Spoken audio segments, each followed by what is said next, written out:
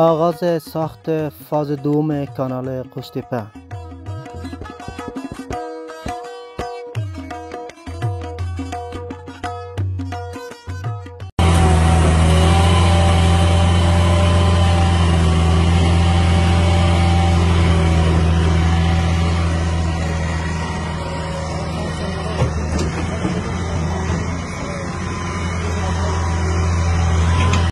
بیننده های عزیز، شما فعلا جریان افتتاح فاز دوم کانال قوشتیپه را میبینید.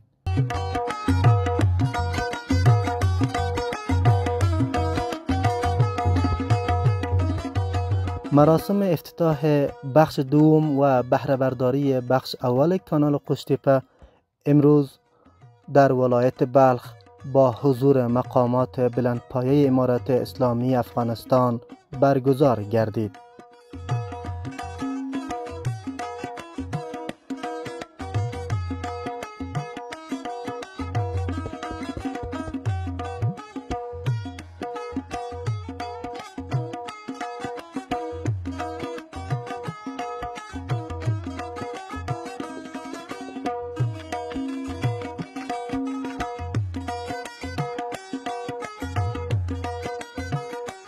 عبدالسلام حنفی، معاون اداری ریاست الوزراء، در مراسم افتتاح فاز اول کانال قوشتیپه و آغاز کار فاز دوم کانال گفت که هیچ تشویشی برای همسایه های افغانستان در این کانال وجود ندارد. و امروز الحمدلله جای نهایت خوشحالی است که ما و شما با همکاری انجینرهای داخلی خود و با همکاری شرکت انکشاف ملی در رأس آنها جناب عطاش صاحب و با همکاری و توجه خاص جناب امیرالمؤمنین صاحب و قائدین امارت اسلامی افغانستان فاز اول کانال قوشتیپه تکمیل می شود. امروز الحمدلله همه ملت افغانستان به چشم سر میبینند که آب تا به اینجا رسیده است. امروز الحمدلله جای نهایت شکر است. فاز اول تکمیل و فاز دوم از این شروع می شود و در صورتی که فاز دوم تکمیل شد باز فاز سوم که دیگه اموراتی که در اینجا مربوط است به سر از او کار صورت می گیرد.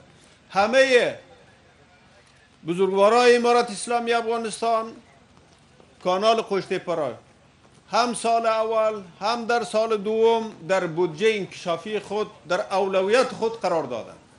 ما به هر شکل که باشد ان شاء الله تعالی این کانال ملی را تکمیل می نماییم. هیچ تشویش برای همسایه های ما و شما در اینجا وجود نداشته باشد. ان شاء الله ما هر چقدر استفاده که بکنیم در اینجا باز هم به امو حقوق حقه افغانستان که از دریای آمو هست باز هم به اون مرحله ما نمیرسیم. دیگرای تشویش نداشته باشن که همه دریای آمو را ما این طرف سوق میدیم. نه، ما انشاءالله به حقوق همسایه های خود احترام داریم و ما با همه همسایه ها خواهان روابط دوستانه، روابط حسنه و نزدیک هستیم و امروز الحمدلله ما و شما فاز دوم کانال قوشتیپه را انشاءالله افتتاح میکنیم. خدا خواسته بود تا به اندخوی، از بلخ تا به اندخوی این کانال انشاءالله جریان پیدا میکنه. مولوی محمد یعقوب مجاهد، سرپرست وزارت دفاع، در مراسم افتتاح فاز اول کانال قوشتیپه و آغاز کار فاز دوم آن گفت که تطبیق پروژه هایی که سبب پیشرفت افغانستان می شود هیچگاهی به ضرر همسایه های کشور نیست. ژمنتیا لرو او په هر برخه کې به ان شاء الله خپل ټول توان مصرفوو.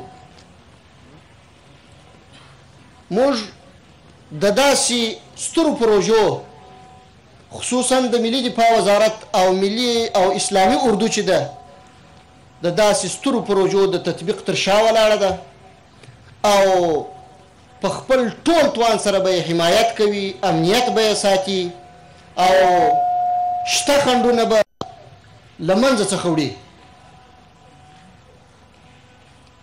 موږ محترم لا برادر اخون او عطاش صاحب ته کامل اطمینان ورکوو چې د امنیت په برخه کې د دې پروژې د ښه تطبیق په برخه کې موږ تاسو په خدمت کې یو، ستاسو راسته لاس یو او ان شاء الله د هیواد په آبادی کې به موږ د خپلو ملګرو او د خپلو مشرانو تر څنګ ولاړ یو او په هیڅ قیمت به پرې نږدو چې هغه شوم اهداف د دشمن چې دي، هغه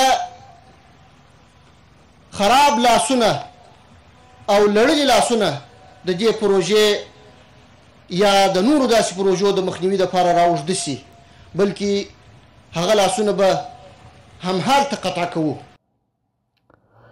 شیر محمد عباس ستانکزی، معین سیاسی وزارت خارجه در مراسم افتتاح فاز اول گفت که در طول تاریخ افغانستان از آب دریای آمو استفاده نکرده و استفاده از آب این دریا حق افغانستان است. دا ویاله یا دا نهر د هغه ویاله ده چې د افغانستان په زړه کې تیریږي او د افغانستان ټول بدن ته ښی خواته، چپ خواته، شمال، جنوب ټولو ته به انشاءالله وینه ورکوي، ټول به ژوندي کوي. دا نهر به انشاءالله سبب د دې ګرځي چې مونږ دومره تولیدات په آینده کلو کې وکړو چې بهر ته هم صادر. دا نهر یوازې زمونږ د تاجکو ورونو نه ده، دا زمونږ د ازبکو ورونو ده، د ترکمنانو ده، د پښتنو ده، د بلوچو ده، د ایماقو ده، د نورستانه ده او د ټول افغانستان په دې کې شریک ده. دا زمونږ د زړه حیثیت لري او دا لکه زمونږ زړه ته چې وینه پمپ کېږي اوبه به داسې پکې پمپ کېږي. او ورونو ستاسو د آګاهي دپاره دا خبر باید وکړم چې نن ورځ په دنیا کې تیل پټرول خپل اهمیت ورځ په ورځ کموي. له دې نه وروسته به په دنیا کې اهمیت د اوبو وي. نن یو لیټر پټرول په دنیا کې په $1 باندې خرڅیږي. داسې ورځ به راسي چې پټرول به څوک 10 لیټر هم په $1 نه اخلي، مګر بیا به دا اوبه په 1 لیټر باندې موږ خرڅوو. ولله الحمد موږ له اوبو نه ډېر سرشاره یو. دا د الله پاک یو لوی نعمت دی چې موږ ته یې راکړی دی. به ارتباط کانال قشتیپه ما باید عرض بکنم که ما روابط بسیار خوب و حسنه با جمهوری ازبکستان داریم و در این طول مدت 2 سال جمهوری ازبکستان برادران مسلمان ما در ساحات مختلف زراعت و کمک‌های غذایی و بشری و همچنان در بعض مسائل دیگری که اینا با ما کمک‌های بسیار زیاد کردن، ما از مردم، حکومت و نماینده خاص کشور دوست و همسایه شمالی ما ازبکستان متشکر هستیم و شکرگزار هستیم. و همچنین از کشور ترکمنستان که با ما علاقه بسیار نزدیک و دوستانه و دیرینه داره و در طول جهاد ما اونا همیشه در پهلوی ما بودن و از جهاد ما، از مقاومت مسلحانه ما علیه ناتو و امریکا اونا پشتیبانی سیاسی کردند و همچنان در مواقع بسیار حساس با کشور ما کمک‌های مختلف نو اینا کردند. ما از اینا هم متشکر هستیم و از پیشان شکر ادا میکنیم. مگر به خاطر رفع تشویش هر دو کشور بلکه تاجکستان هم ما این چیز اظهار میکنیم که از دریای آمو در طول تاریخ افغانستان استفاده نکرد. این اولین وقتی است، اولین مرتبه است در تاریخ کشورهای ما که بار اول افغانستان از این آب استفاده میکنه و این حق طبیعی ماست. سراج الدین حقانی، سرپرست وزارت داخله در مراسم افتتاح فاز اول کانال قشتیپه و آغاز کار فاز دوم آن گفت که اگرچه بودجه فعلی امارت اسلامی افغانستان اجازه چنین پروژه های بزرگ را نمی دهد، اما در نتیجه اراده قوی امارت اسلامی این پروژه در دست اجرا است. عطاالله عمری سرپرست وزارت زراعت در مراسم افتتاح فاز دوم کانال قوشتیپه گفت کانال قوشتیپه را در رسیدن به خودپسندگی خوراکی کشور مهم خوانده و افزود که با تکمیل این کانال افغانستان به یک مرکز تولید مواد خوراکی در منطقه تبدیل می شود. وقتی که افغانستان یک سرزمین زراعتی مالداری باشد، کار خصوصیت زراعت مالداری هم تهیه و تمویل کننده مواد غذایی باشد، باز ما چرا محتاج همسایه ها باشیم؟ چرا مواد خوراکی ما از خارج بیاین؟ چرا ما از پشت مواد خوراکی پشت دروازه های همسایه ها بگردیم؟ چرا قسم مشکلات غذایی داشته باشیم؟ امنیت غذایی نداشته باشیم؟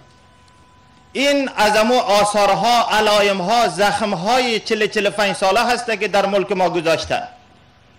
بزرگان ما الله پاک به عمر علمشان برکت بده، خود امیرالمؤمنین صاحب حفظه الله و بزرگان کابینه و خصوصا هم الله پاک به عمر علمشان برکت بده، عاجم الله صاحب برادر در این صحنه قدم گذاشتن. این نتیجه قدم گذاشتنشان ما امروز ما و شما میبینیم. این کانالی خواهد بود که ما و شما را در بخش مواد خوراکی خودکفا خواهد کرد. ما و شما استقلال غذایی خواهیم داشت. دیگر ضرورت به پشت دروازه های همسایه ها نخواهیم داشت. دیگر ما و شما قسم امراض و آفات نباتی و حیوانی نخواهیم داشت و در این عرصه مواد خوراکی و غذایی خودکفا خواهیم شد، بلکه یک منبع، یک مرکز، یک تولیدگاه، یک ذخایر کلان مواد خوراکی تولید کننده در جامعه و منطقه هم خواهیم بود.